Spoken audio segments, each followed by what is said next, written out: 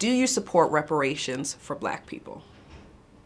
Well, listen, again, we had over 200 years of slavery.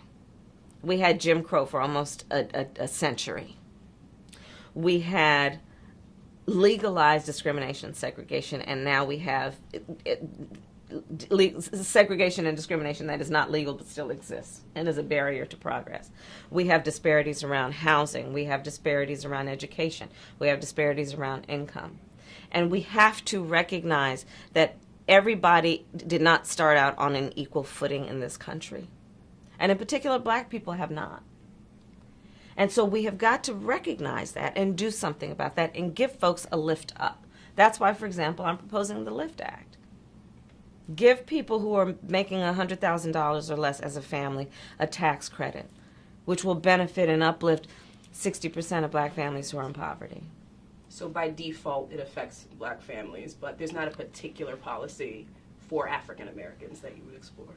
But no, if you look at the reality of who will benefit from certain policies, when you take into account that they're not starting at the same place and they're not starting on equal footing, it will directly benefit Black children, Black families, Black homeowners, because the disparities are so significant.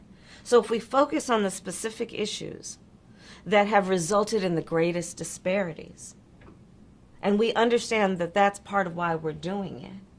Listen, the reality also is this: any policy that will benefit Black people will benefit all of society. Let's be clear about that. Let's really be clear about that. So I'm not going to sit here and say I'm going to do something that's only going to benefit Black people. No, because whatever benefits that Black family will benefit that community and society as a whole and the country, right?